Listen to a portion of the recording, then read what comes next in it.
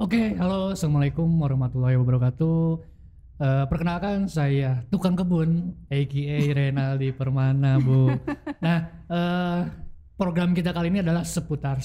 Jadi seputar ini adalah program yang bakal membahas atau mengulas seputar fakultas atau program studi di kampus Ars University gitu. Nah, hari ini khusus episode pertama kita bakal kedatangan dari Dekan Fakultas Ilmu Keperawatan dan Kaprodi dari Keperawatan, yaitu dekannya adalah Ibu Sri Hayati MKep dan Ibu Meritania MKep. Nah, halo, apa kabar Ibu? Alhamdulillah. Nah, Bu, kita sekarang dalam kondisi yang semua sektor terdampak ya. Nah, dari Ibu sendiri bagaimana Bu dari keperawatan sendiri menyikapi kondisi sekarang gitu, yang dimana apalagi nih keperawatan itu sebagai garda terdepan ya, garda terdepan untuk tempur membentengi supaya COVID ini sudah sampai ke ini ya. Padahal udah sampai ya. Udah banyak yang merasakan orang terdekat kita. Ini gimana Bu? Silakan dari Ibu atau Bu Sri, mau Bu Mary, mangga silakan. Ya, terima kasih Pak Rek. Dengan kondisi COVID ini ya, kalau saya pribadi punya keyakinan bahwa segala sesuatu kejadian itu pasti ada hikmahnya gitu ya. Nah, itu yang harus memang kita munculkan gitu ya, pandangan positif tadi ya, mempunyai optimisme bahwa tidak ada sesuatu yang sia-sia gitu. Ya. Nah, bagaimana kita di fakultas ya dengan tim itu mensikapi ini, kita memanfaatkan kondisi yang ada gitu ya, terutama untuk kemajuan dari Fakultas Ilmu Keperawatan itu sendiri ya. Yang sekarang mungkin yang terdekat adalah penerimaan mahasiswa baru ya, yang dimulai mulai September 2009 sampai sekarang. Saya di grup ya, teman-teman gitu ya seprofesi itu pada mengeluh gitu ya, mahasiswa turun gitu. Kalau kami yang dirasakan justru di tahun ini, kalau dibanding dari mulai tahun 2000 ya, tahun 2000 sampai sekarang, justru sekarang itu peminat yang paling tertinggi. Ya, mudah-mudahan ya, itu memang lahir dari tadi ya, si COVID-nya lahir dari tadi pandangan-pandangan positif, keyakinan bahwa di balik ini ada hikmah, di balik ini ada sesuatu yang bisa kita ambil ya, sehingga bisa tadi salah satunya mengembangkan fakultas gitu. Ya mungkin ya, dengan kondisi COVID ini kan memang ekonomi itu nggak karuan gitu ya. Perawat itu tadi seperti Pak Re bilang tadi, garda terdepan ya, menjadi public figure di situ ya. Dengan kondisi sekarang mereka masyarakat, mungkin calon mahasiswa bisa melihat bagaimana sikap seorang perawat yang pantang menyerah gitu ya. Yang terdampak itu bukan cuma dirinya, tapi dia juga harus menangguhkan keluarganya gitu, tapi tidak ada yang mundur gitu ya. Masyarakat mungkin banyak yang membatasi gitu ya, ada stigma-stigma negatif ya tentang pasien COVID dan lain sebagainya, tapi perawat tidak seperti itu. Mungkin itu juga yang menjadi motivasi bagi calon mahasiswa bahwa saya ingin seperti itu gitu. Ditambah lagi alhamdulillahnya di fakultas kita ini, di lembaga kita ini, untuk biaya itu terjangkau gitu. Jadi dengan kondisi COVID yang berdampak terhadap ekonomi ya, ini bisa menjawab gitu dengan biaya yang ada di kita. Mungkin itu ya. Oke, itu jadi Arsnya di manapun kalian berada. Jadi bagi Ars University ini dampaknya adalah mempunyai hikmah yang positif ya Bu. Positif. Jadi yang tadinya mahasiswa minat ke kampus kita sedikit, tapi gara-gara COVID alhamdulillah peminatnya cukup banyak. Jadi thanks untuk COVID gitu, untuk kita Bu ya. Positifnya itu ya. Justru kita belajar dari COVID, dari si virus. Virus itu memberikan ide bagi kita. Sekarang klaster terbaru ya di Jawa Barat ini adalah secapa. Ya. Kita kejar, ada apa di secapa? Kok virus aja berani gitu ya ke situ. Kenapa kita enggak? Alhamdulillah Pak, kita sekarang punya channel untuk mahasiswa baru itu dari klinik Brimob. Oh, Ya, jadi COVID ini tidak harus dihindari, ikuti dia maunya kemana gitu. iya. Ya, jadi kita ngikuti. Alhamdulillah kita sekarang sudah 4 orang yang daftar dari Brimob ya. Terima kasih ya Pak Nurholis ya. Pak Nurholis itu sampai Oh, dia Pak pasang Nurholis. status Pak. Pasang statusnya itu brosur kita. Oh, Dia oke. adalah perawat di klinik Brimob. Ya, alhamdulillah. Jadi kita ya idenya dari si COVID itu. Jadi intinya kan biasa masyarakat harus memusuhi COVID ya Bu. Tapi kalau kita mah Jadi berteman teman, ya, iya. berteman dengan COVID ya, hikmahnya adalah sekarang ya alhamdulillah peminatnya banyak gitu Bu ya. Nah untuk Bu Mary sendiri gimana Bu kondisi sekarang nih? Kalau Gitu. misalnya hubungannya sama tadi ya yang disampaikan Bu Sri, ya sama sih ya, garis besarnya sama. Jadi ada dampak positif yang memang kita rasakan, terutama terkait dengan mahasiswa baru ya. Mungkin ya tadi bukan lebih ke gara-gara si COVID sih, dampak positif yang diberikannya gitu kan. Nah kalau misalkan kita balik lagi ke latar belakang kita sebagai perawat sih ya, justru dengan COVID atau coronavirus ini kita tuh jadinya lebih baik ya kehidupannya kalau kita lihat di kehidupan kita masing-masing, di luar dari tentang mahasiswa baru yang banyak. Yang pertama untuk kondisi lockdown dan kemarin gitu kan ya, yang PSBB kemarin gitu membatasi semua kendaraan ataupun orang gitu kan ya untuk beraktivitas di luar. Otomatis polusi nggak ada gitu kan, berkurang, kesehatan juga terjamin. Terus masker gitu, lebih aware lagi ke diri sendiri untuk menjaga kesehatan. Mungkin ya ini caranya itu dengan COVID-19 dulu nih datang, baru semua orang bakal berubah gitu kan ya. Jadi emang hikmahnya juga kita rasakan sekarang juga, kalau misalnya mau melakukan apa-apa sebelum dan sesudah cuci tangan gitu kan ya, memang membawa perubahan yang signifikan sih kalau dari sisi kesehatannya ya. Seperti itu sih, di luar dari ya alhamdulillah juga kita sih plus ya Bu ya dapatnya. Jadi plus-plusnya adalah mahasiswa baru juga jadi banyak juga gitu. Tuh jadi istilahnya double strike ya. Ya. Selain tadi mancing kita gitu. dapat peminat mahasiswa baru banyak, tadi juga menumbuhkan kesadarannya Ya, untuk kita semua. Jadi lebih kita supaya menjaga kesehatan gitu. Nah, oke. Untuk kilas mengulas COVID-nya kita tahan dulu. Kemudian kita lanjut. Nah, jadi kan sebenarnya ini ini perkenalan kita untuk nanti calon mahasiswa baru ataupun teman-teman pelajar di luar sana yang emang pengen cari tahu nih, yang minat ke FIKA gitu ya, Fakultas Ilmu Keperawatan. Nah, bahwa kita selain tadi ya kita memanfaatkan dari COVID itu sendiri. Nah, kita ingin perkenalan nih, siapa tahu nanti mahasiswa barunya atau yang belum daftar pengen kenal dekannya siapa, kaprodinya siapa gitu. Nah, boleh jelasan Bu dengan latar belakang pendidikan Ibu Sri dan Ibu Mary. Masing-masing aja ya menjelaskan diri Iya, sendiri ya. Memperkenalkan diri Bu. sendiri Iya, ya. monggo. Baik, untuk perkenalan ya, di Fakultas Ilmu Keperawatan ini struktur organisasinya di sini ada dekan ya, ada kaprodi. Kebetulan untuk saat ini hanya kaprodi S1 keperawatan yang hadir ya. Jadi di keperawatan itu ada Fakultas Ilmu Keperawatan membawahi prodi Ilmu Keperawatan ya, dan prodi nurse gitu. Untuk dekan sendiri itu saya pribadi ya. Namanya disebutkan Pak? Boleh. Ya. Belakangnya Bu Ya. Nama Sri Hayati MKep ya, latar belakang pendidikan. Dulu saya S1 keperawatan angkatan pertama Pak di Unpad ya, kemudian tahun 94 lulus tahun 99, alhamdulillah akhir 99 saya langsung bekerja.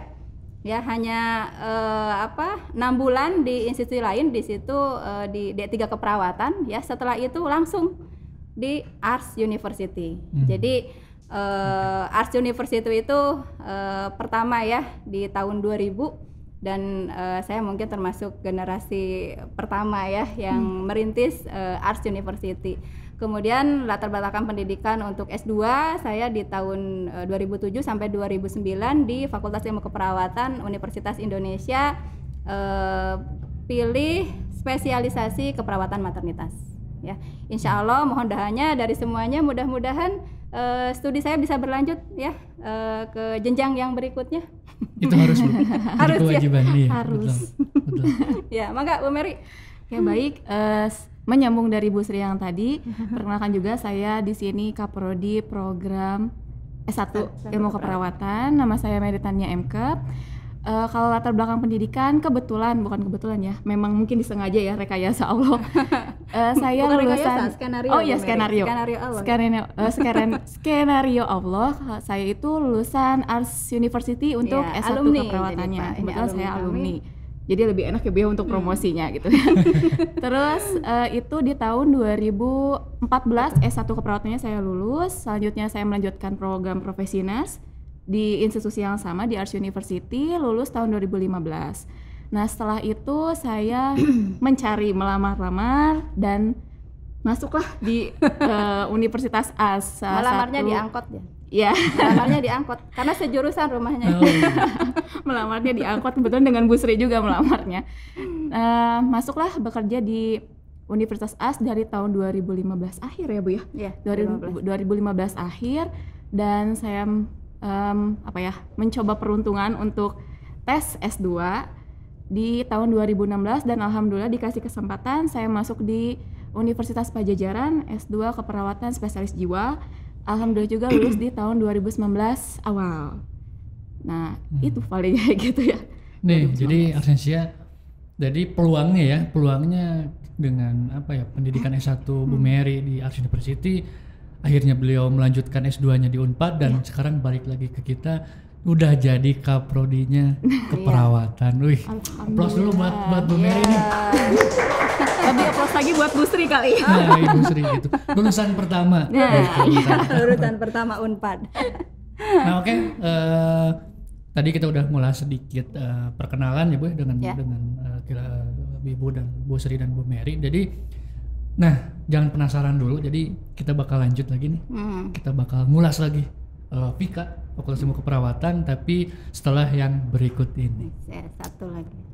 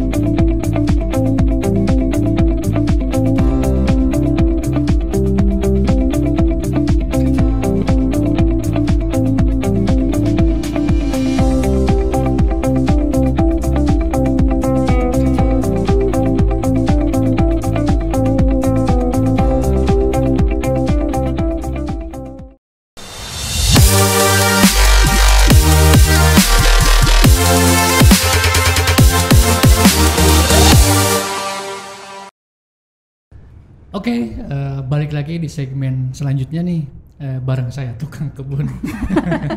Jadi di segmen kebun jadi apa? Di segmen kita kali ini kita bakal membahas lebih dalam lagi nih, supaya penasaran nih Arsensia yang dimanapun berada, yang menonton maupun mendengarkan. Nah Bu, FIKA ini di Arts University berdiri sejak kapan sih Bu? Ya. Gitu. Ya, tadi sudah sedikit disampaikan ya Pak ya. FIKA itu Fakultas Ilmu Keperawatan Arts. Gitu ya. Jadi A-nya ditambahin Arts ya Bu ya? Iya. Okay. Kalau yang lain nggak ada Pak, yang FIKA. Nggak ada ya? Iya, di Unpad FIK, UGM FIK, semua Iya. FIK. Oh. Ya, kecuali di Arts FIKA. Berarti itu udah jadi signature kita ya, bahwa FIKA, Arts gitu ya. Arts aja. Arts aja. Ya, Arts aja. Okay. FIKA ini berdiri sebenarnya merintisnya dari mulai tahun 1990 tahun 99 ya. karena memang pertama ya perlu diketahui bahwa Vika ini adalah institusi atau perguruan tinggi swasta sarjana keperawatan pertama di Bandung. Wih, di Jawa Barat. Tuh, Gitu. Arsensia. Ya, tahun 2000. Pionir ya, sebagai Pionir, pionir ya. pionir. Aduh. Ya. Jadi yang pertama itu UI negeri, ya, kemudian yang kedua Unpad negeri, dan yang ketiga swasta adalah ARS. Ya. Ya seperti kita ketahui ya, kalau angkatan pertama itu banyak sekali tantangan dan hambatannya. Apalagi ketika merintis ini, memang kami merintis ini seangkatan Pak. Kita berempat ya merintis, kebayang Pak. Akhir September 99 kami baru lulus.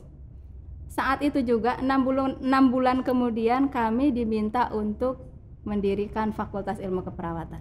Jadi yang kebayang sama saya, oh dulu saya kuliah begini ya, mata kuliahnya ini ya. Jadi bikin kurikulumnya gini ya, ngawang-ngawang gitu.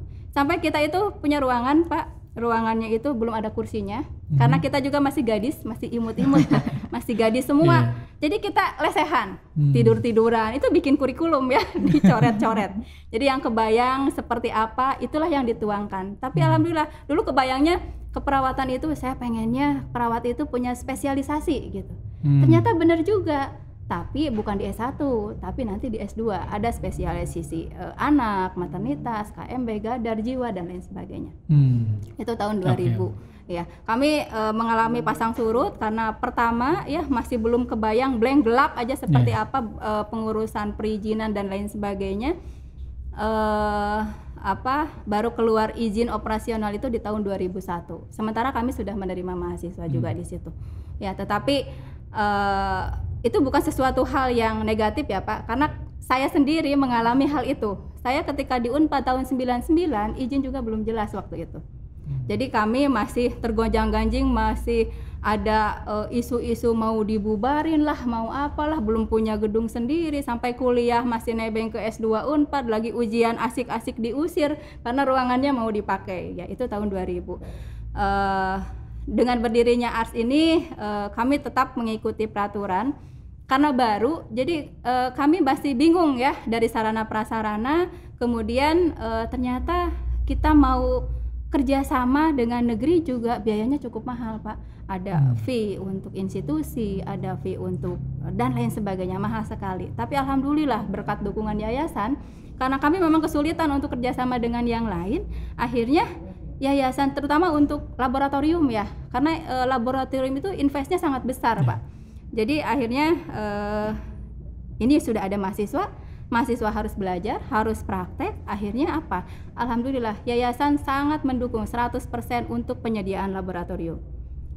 Jadi kita itu punya laboratorium bukan cuma keperawatan, tapi laboratorium kedokteran Pak. Ya kalau di yang lain karena memang keperawatan itu menginduk ke Fakultas Kedokteran, jadi memang gabung laboratoriumnya. Jadi kita alhamdulillah punya kedokteran dan punya keperawatannya. Ya. Kemudian untuk mengikuti regulasi yang ada, kami juga ARS ini ya, Fakultas Ilmu Keperawatan ARS ini juga sudah terakreditasi ya. Akreditasi awal itu di tahun 2006-2007 kalau tidak salah ya. Kami masih pertama mendapatkan nilai itu masih C Pak. Kemudian kami reakreditasi lagi di Ban PT. Alhamdulillah kami mendapatkan nilai B ya. Saat itu sampai berlaku sampai 2017 ya. 2017. Kemudian itu masih berlaku akreditasi B-nya, tetapi karena di 2015 ada aturan baru bahwa perguruan tinggi kesehatan itu harus akreditasi oleh lembaga mandiri ya, yaitu LAMPTKes. Maka mau tidak mau kami walaupun masih berlaku sampai 2019. 2019 kami mengajukan lagi akreditasi untuk LAMPTKes. Alhamdulillah akreditasi kami untuk program S1 keperawatannya dapat B, untuk program nurse-nya itu juga dapat B. Gitu. Tuh ya. Jadi Arsensia yang dimanapun berada, jadi akreditasinya kita sudah B ya untuk Vika, Fakultas Ilmu Keperawatan ARS tuh. Nah jadi sebenarnya seru ya Ibu merasakan pahit manisnya ya perjuangan. Saya hidup di 3 masa. Tuh, di 3 masa. 3 masa. Ya seru lah, dinamis Bu ya. Ibu merasakan gitu, aduh perjuangan yang mana tadi masih gadis lesehan, bikin kurikulum dan sebagainya. Waduh seru-seru nih. Nah kemudian Bu, yang jadi pertanyaan, kan ada program profesi nurse tuh dan profesi nurse dan S1-nya sarjana. Nah Iya. itu gimana Bu? Iya. Dan biar membuka pikiran juga Artesia nih. Iya, kalau program profesi itu pendidikan profesi nurse itu mencakup program sarjana keperawatan, itu ditempuh, disebutnya juga program akademik ya Pak ya, ditempuh selama kurun waktu 4 tahun ya, 4 tahun maksimal 14 semester ya, 7 tahun ya maksimal. Dan itu mahasiswa melakukan pembelajaran di kampus ya, di kampus, baik itu tatap muka teori maupun praktikum. Jadi mahasiswa hanya dibolehkan di laboratorium. Di laboratorium mereka praktek, baik itu dengan bimbingan maupun secara mandiri. Nah di akademik itu mahasiswa belum dibolehkan untuk praktek langsung ke pasien. Tetapi karena kami merasakan ya ketika jadi mahasiswa dulu, kalau tiba prakteknya nanti akan praktek itu di program profesi nurse yang 1 tahun ya. Yang kami rasakan kebetulan kalau saya dulu masuknya kurikulum yang terintegrasi. Jadi antara sarjana keperawatan dengan nurse-nya itu bergabung. Makanya gelar saya itu SKP, bukan SKP nurse. Jadi SKP itu sudah mencakup SKP nurse gitu ya. Karena kami merasakan ya kalau misalnya 4 tahun kuliah di kampus, belajar hanya di lab, begitu ke rumah sakit Ngeblank gitu. ngeblank ya, ini mau ngapain, bingung gitu ya. Makanya kami mensiasatinya apa? Ada program yang namanya orientasi klinik. Jadi selama 4 tahun di program sarjana ini mahasiswa ke rumah sakit dengan target hanya mengenal bagaimana situasi di rumah sakit, mengobservasi, oh seperti ini, oh nginfusnya begini ya, gitu, oh injeksi teh seperti ini. Dan alhamdulillah ketika masuk ke tahap profesi, mahasiswa secara kesiapan mental ya sudah punya gitu ya, karena tadi di sarjananya itu dia sudah mengenal, tinggal di nurse-nya itu mereka langsung praktek ke pasien gitu. Hanya 1 tahun untuk nurse-nya. Nah terus Bu, perbedaannya nih ketika nanti di dunia kerja gitu ya, perbedaannya kalau hanya kita sampai S1 dan bedanya dengan yang udah dapat profesi nurse tuh, itu gimana Bu pekerjaannya nanti? Kalau sekarang kan sudah aturannya sudah keluar ya, terutama jadi kalau program pendidikan profesi nurse itu harus utuh ya, S1 dan nurse-nya. Ya terutama kalau misalnya mahasiswa itu ingin bekerjanya di lapangan gitu ya. Kebayang atau Pak kalau misalnya masih sarjana tiba-tiba pengen jadi perawat ya, nyuntik aja belum pernah langsung ke mahasiswa gitu, ke pasien gitu ya. Nah gitu. Jadi memang sekarang karena aturannya sudah dikeluarkan baik dari organisasi profesi ya, ke semua rumah sakit tempat kerja rumah sakit pun memang membutuhkannya SKP nurse gitu ya, sudah dengan profesinya. Berarti kalau yang tadi lulusannya hanya sarjana saja tidak mengambil profesi, berarti agak susah dan peluang kerjanya lebih sedikit mungkin Bu ya peluangnya. Apalagi sekarang kan hampir semua lahan kerja itu sudah mengetahui aturan itu. Oh, jadi regulasinya emang ketika ngambil S1 nih harus melanjutkan ya. Paket lah ya jatuhnya ya Bu ya. Iya. Berarti total kalau yang tepat waktu tuh 5 tahun berarti ya? 5 tahun ya. 5 tahun ya.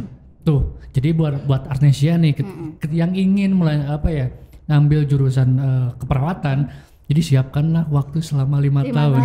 Menunggu. Kerasa kok Pak 5 tahun juga. Gitu. Menunggu 5 tahun. Nah. Karena ini Pak memang ini aturan untuk institusi pendidikan itu ketika membuka program keperawatan itu harus bertanggung jawab lah, harus utuh. Karena ada beberapa institusi yang masih ya, dia hanya membuka S1-nya saja, masih punya S1-nya saja, sedangkan nurse-nya tidak gitu. Alhamdulillah kalau di ARS kita sudah utuh ya, jadi mahasiswa tidak perlu kemana-mana lagi, tidak perlu pusing-pusing lagi mencari nurse-nya mau di mana ya. Tuh, jadi kita mau udah sepaket Bu ya. Jadi khusus untuk Vika nih Fakultas Ilmu Keperawatan ARS, pokoknya udah sepaket lah. Udah lulus bisa jadi profesi Ya, akreditasi B, nurse-nya, Bu ya. No. paketnya, ya biayanya insya Allah terjangkau kalau dibandingkan dengan, boleh lama nggak dicek ya dari berbagai institusi perguruan tinggi kesehatan, biaya kita terjangkau Pak. Jadi kalau kata Pak Rektor tuh kita murah tapi nggak murahan Nggak Bu ya. murah, Gitu. iya, betul. Mantap. Nih kita lanjut nih, saya mau nanya ke Bu Mary. Nah Bu, aktivitas belajar sekarang nih ya, karena kan kita perpanjangan ya, kita harus study from home gitu dan WFH gitu ya. Ya, betul. Nah karena kan di keperawatan ini sendiri kan berbenturan, apalagi yang profesi nurse ya. Kan intinya mereka harus terjun langsung di lapangan. Kemudian yang S1-nya lab apakah udah bisa dipakai selama study from home atau, nah menyikapi ini nih untuk apakah dari Vika punya strategi apa nih supaya praktik mereka tetap berjalan walaupun study from home gitu. Ya. Gimana Bu? Mungkin bisa jawab untuk yang profesionals dulu kali ya, Bu, Ya, yang sedang berjalan sekarang. boleh. Nah, kalau untuk yang program profesionals itu karena ya kita mau nggak mau ya harus mengikuti semua aturan yang ditetapkan oleh pemerintah. Karena ya mungkin aturan juga ditetapkan biar kita juga terjaga semuanya ya. Dan untuk profesionals karena kebetulan semua praktik itu dilakukan di rumah sakit atau di pelayanan kesehatan langsung, dan itu memang resikonya paling tinggi ya. Kalau misalnya kita tetap menjalankan programnya sesuai dengan aturan yang sebelumnya, jadi mahasiswa langsung praktek ke rumah sakit itu akan menjadi resiko tinggi, dan kita juga harus bertanggung jawab kalau misalnya terjadi sesuatu sama mahasiswa. Jadi kita pun mengikuti metodenya daring ya, sama sih, jadi student from home. Tapi metodenya di sini ada beberapa, karena kan datangnya COVID itu kebetulan di semester 2-nya profesi nurse nih. Jadi untuk yang klinik-klinik itu kebanyakan sudah terlalui di semester 1. Jadi alhamdulillah tidak ada kendala nih untuk yang ketemu sama pasien langsung, karena yang kayak perawatan medika bedah itu sudah terlaksana di semester 1 sebelum COVID datang. Nah, untuk semester 2 tinggal jiwa ya, yang kliniknya jiwa sama manajemen. Jadi tidak terlalu harus touch langsung dengan pasien. Jadi kita lebih, tapi tetap kita harus memberikan pengalaman klinik. Nah, pengalaman klinik ya, seperti kemarin contohnya mungkin keperawatan keluarga. Jadi kita memberikan tugas kepada mahasiswa itu mencari benar-benar keluarga utuh, karena kan keluarga juga kan nggak harus nyari ke mana-mana gitu ya. Keluarga di sekitar rumahnya, untuk tetangga sendiri atau siapapun itu untuk dilakukan pengkajian kesehatan. Kayak gitu. Jadi memang mahasiswa juga merasakan bagaimana profesi keperawatan keluarganya. Seperti itu. Jadi tetap target dapat gitu, nilai pun dapat, mereka juga merasakan apa yang memang harusnya mereka rasakan gitu sih. Jadi disiasati Pak, yang memang kira-kiranya ini bisa nih, kayak tadi ya keperawatan keluarga, mahasiswa bisa terjun langsung aja ke keluarga sendiri atau keluarga tetangganya. Kemudian gerontik itu untuk lansia ya, lansia banyak gitu, dia punya nenek gitu ya, punya tetangga nenek-nenek, kakek-kakek ya, itu bisa diambil gitu. Nah, yang agak kesulitan kemarin jiwa. Ya, karena jiwa agak susah juga, tidak semua daerah tempat tinggal mahasiswa itu lingkungannya ada orang yang dengan gangguan jiwa gitu. Kalau Jawa Barat mungkin baru satu rumah sakit jiwa yang di Cisarua ya. Tapi kan nggak bisa ke rumah sakit. Kebetulan nggak boleh juga. Berarti itu masih virtual. Enggak, jadi siasatinya bermain peran. Jadi bermain peran. Jadi ada satu mahasiswa yang memerankan sebagai ODGJ, tapi dia kasusnya nggak tahu nih, si perawat yang jadi peran perawat itu nggak tahu nih kasusnya seperti apa. Jadi mereka melakukan pengkajian real, mereka memerankan sebagai ODGJ dan yang satu juga memerankan sebagai perawat tanpa mereka tahu kasusnya apa, seperti itu sih. Jadi lebih biar si mahasiswa itu merasakan sensasinya berhadapan langsung dengan orang jiwa. Orang dengan lucu-lucu Pak. Mahasiswa tuh berdandan ya? seperti orang gila gitu. Ada yang bawa golok-golok gini-gini. Bu Mary takut. Tapi itu dilakukan di mana Bu? Secara virtual. Iya, virtual. Tapi ya mungkin kekurangannya pasti kurang efisien ya. Iya, betul. Iya. Cuman untuk mengimbangi karena toh apapun yang terjadi tetap mereka harus mendapatkan itu ya Bu ya. Apapun yang terjadi tetap harus jalan. Mahasiswa harus lulus tepat waktu. Kasihan kalau diperpanjang. Betul. Gitu. Dan ya pokoknya sekali lagi ya kita harus berterima kasih COVID ya. Jangan benci-benci ya. Jadi membuat kita lebih pintar Pak. Ya kepikiran kayak gini. Kreatif ya Bu ya. Karena kan biasanya gini Bu, orang bisa berpikir cepat, kemudian orang bisa berpikir out of the box, dan di luar kemampuannya ketika mereka mempunyai tekanan yang disebutnya ada ini ilmu kepepet tuh. Ada sekolah yang emang ya tekan nih waktu udah deadline, apalagi sekarang kondisinya gini ya, kita bisa berpikir inovasi gitu ya. Apapun ya harus tetap jalan gitu ya. Nah kemudian Bu, nah nih lulusan-lulusan Vika dari Ars nih gitu. Nah sekarang udah apakah mereka pekerjaannya udah bisa secara nasional, bahkan ada yang keluar negeri nggak lulusan-lulusannya gitu? Ya, enggak. Oke. Untuk lulusan atau alumni ya, alhamdulillah sih sampai 90% ya lebih. sampai sekarang lulusan tahun kemarin 2019 ini hampir 90% itu sudah terserap di Lahan kerja. di lahan pekerjaan sesuai dengan ininya ya, keperawatan gitu ya. Dan info tentang alumni sih banyak, dan kebetulan juga kita punya grup WA ya Bu ya, grup WA untuk seluruh alumni Universitas Ars. Jadi ya kita suka ngobrol-ngobrol udah kerja di mana, dan ada beberapa alumni, kebetulan kakak tingkat saya juga ya jatuhnya ya, ada beberapa alumni yang memang dia bekerjanya di Jepang. Wih. Ya. Dan di Jepangnya juga alhamdulillah kepake Pak. Jadi dia itu kayak semacam apa ya? Jadi kompetensi gitu ya Bu. Dia itu yang pertama, orang Indonesia pertama yang lulus bahasa Jepang apa sih ya, level 1 apalah. Pokoknya itu sulit. Jangankan orang Indonesia, orang Jepangnya sendiri juga agak sulit bisa lulus itu gitu. Dan dia sebagai ini juga kalau misalnya ada perawat-perawat Indonesia yang mau ke Jepang, dia juga yang menyeleksinya. Okay. Angkatan berapa itu ya? 2001, angkatan 2001. Ih mantap. Jepang tuh salah satu impian saya Bu, kalau di Asia pengen ke Jepang. Gak kesampaian sekarang? belum kesampaian. Bapak kuliah di keperawatan. Kuliah keperawatan ya. Tuh, jadi buat Artesia, jadi lulusan dari kita tuh udah ada yang nyampe Jepang ya.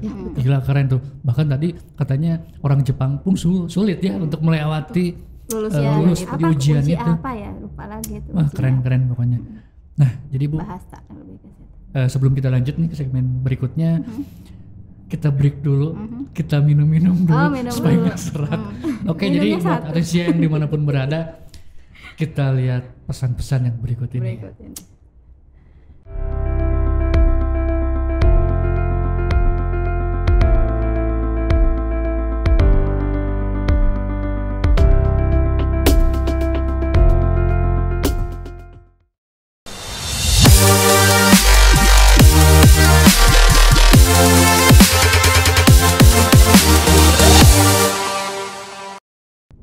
Oke, balik lagi bareng saya Tukang Kebun untuk segmen selanjutnya.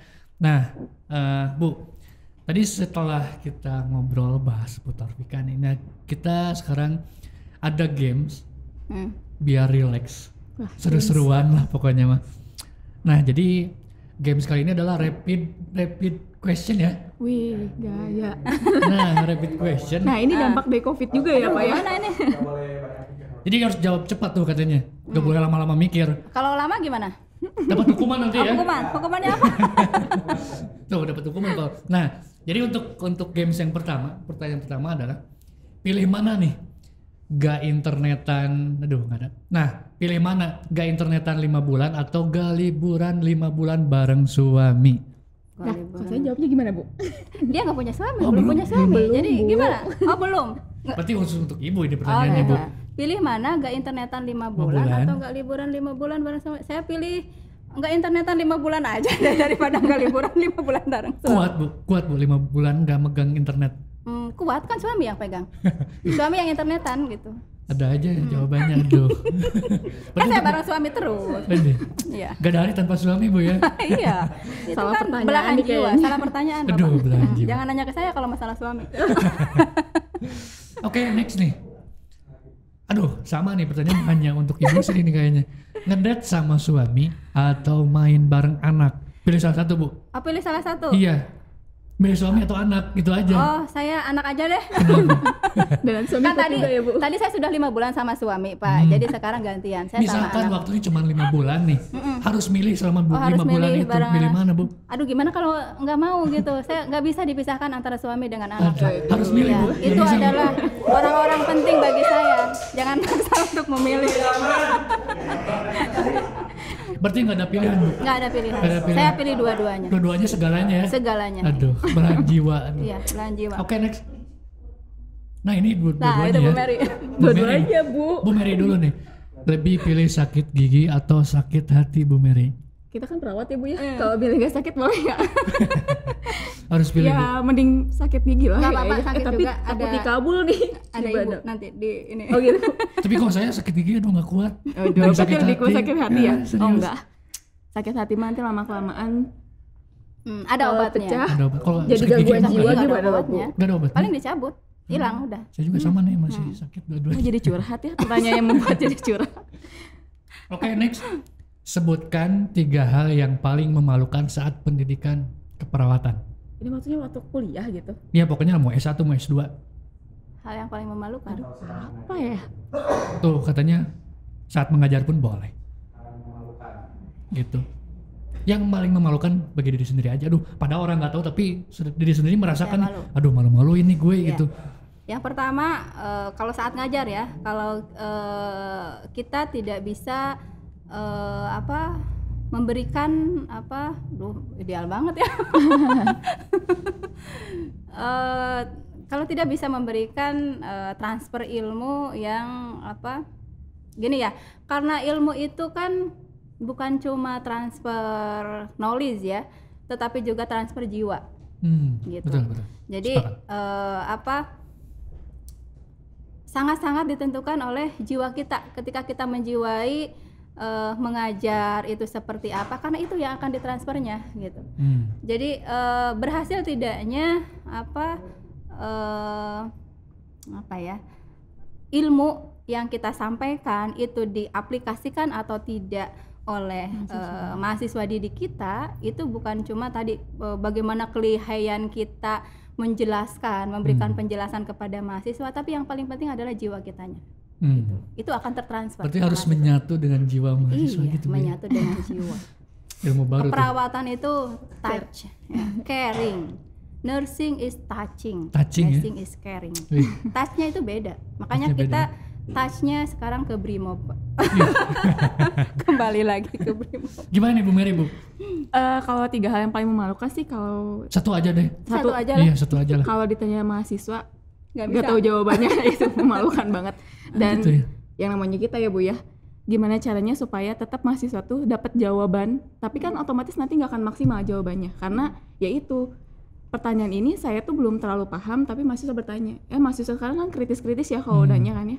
Jadi kita lebih menjawab ke pengalaman saya. Nah itu kalau menurut saya sih malu gitu. Harusnya kita Punya segudang ilmu, ya, ya, segudang ilmu. segudang ilmu, ya.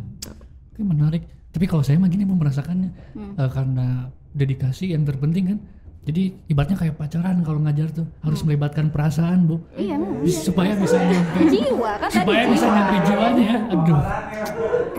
Gitu. Kayak aduh. gini aja Pak, kalau sok kira gimana tidak cerewetnya seorang ibu ke anak, Betul. gitu ya. Dibandingkan dengan guru mungkin nggak terlalu sering memarahi anak didiknya ya, karena anak orang gitu ya. Apalagi pakai fisik ya. Mungkin kalau ibu di rumah itu cerewet terus ngomong, tapi apa? Kenapa kok anak lengket terus gitu?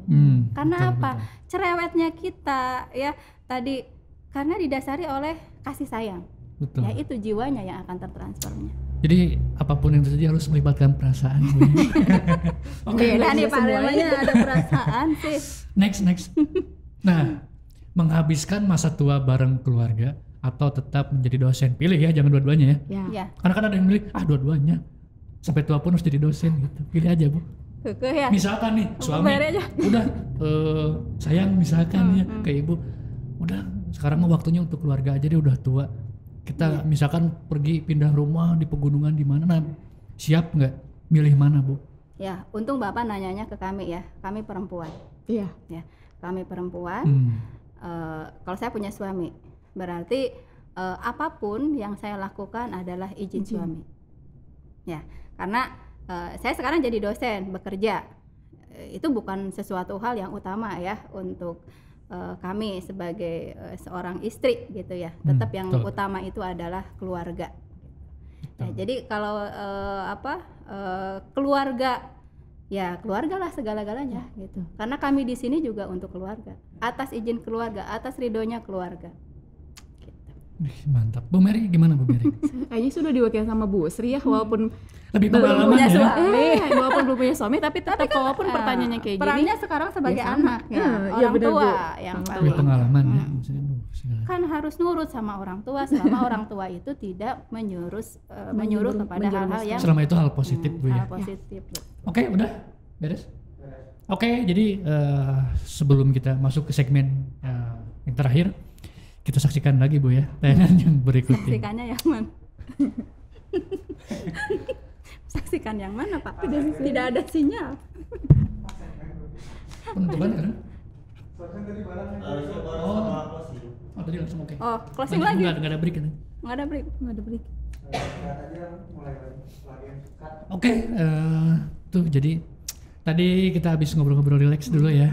Jadi seputar dari luar dari keilmuan. Nah, sekarang nih Bu di segmen terakhir kiat-kiat atau apa ya? Intinya buat entah itu mahasiswanya atau entah buat calon mahasiswa baru yang masuk ke sini, kira-kira apa Bu? Ada pesan nggak yang mau disampaikan ke mereka gitu? Pesannya ya untuk ya teman-teman di tim Vika ya, untuk masyarakat, untuk semua sivitas akademika, untuk calon mahasiswa, saya punya moto ya. Motonya gini, agar kita itu terus struggle gitu ya, apapun kondisi yang ada tetap terus struggle. Apa motonya? Jika ada 1000 orang yang berjuang, maka aku ada di antaranya. Jika ada 100 orang yang berjuang, maka aku ada di antaranya. Jika hanya 10 orang yang berjuang, aku tetap ada di antaranya. Dan jika hanya 1 yang berjuang, Pastikan itulah adalah aku ya. Aduh. Itu gitu ya. Untuk semuanya. luar biasa. Banyak Bu yang applause. Bu Mary nih Bu. Wah, kalau saya sih gak punya moto kayak Bu Sri ya, maksudnya motonya bagus banget. Kalau saya sih lebih ke pesannya apa ya, segala sesuatu yang memang kita udah niatin, misalkan untuk hubungannya dengan kuliah atau apapun, kan kadang banyak nih mahasiswa bilang ini mah gak kehatean, ini mah salah jurusan. Bahasa mana Bu gitu. kehatean? Ya mungkin yang mengerti saja ya yang paham. Bahasa Dayakolot. Nggak Nanti translate ya, tolong translate kehatean. Itu sebenarnya sih gimana niat awal ya. Kalau misalnya memang kita sudah apa ya, masuk atau nggak kuliah di satu jurusan atau apapun, jalanin. Itu berarti memang sudah apa ya, jalannya, dan memang Allah udah takdirin ke sana. Dan insya Allah kalaupun memang kita ikhlas ngejalanin semuanya selesai kok, sesuai dengan waktu dan sesuai dengan keinginan atau harapan yang kita harapkan.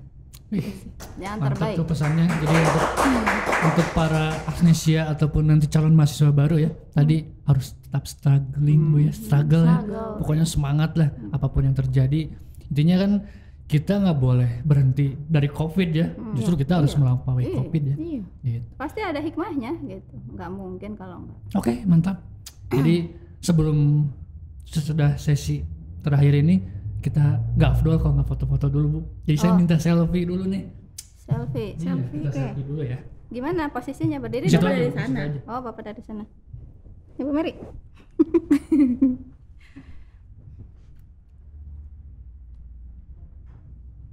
Oke, siap. 3, 2, 1. Oke, lagi. 1, 2, 3. Oke. Oke, Agnesia dimanapun kalian berada, selesai sudah pertemuan kali ini. Mudah-mudahan kita bisa ketemu lagi ya Bu, di Amin, lain ya, sesi atau di lain amin. episode. Karena episode selanjutnya kita pasti bakal ketemu lagi ya, karena seputar sini bakal mengulas segala aktivitas tentang fakultas ataupun prodinya, ataupun nanti bisa kita ngundang mahasiswanya ya, dari Vika gitu. Jadi cukup sekian. Ya. Terima kasih banyak, pokoknya banyak ilmu yang bisa kita dapatkan tadi, dan mudah-mudahan kedepannya kita lebih baik ya. Amin. Dan intinya Ya, harus amin. berterima kasih kepada Pada COVID-19.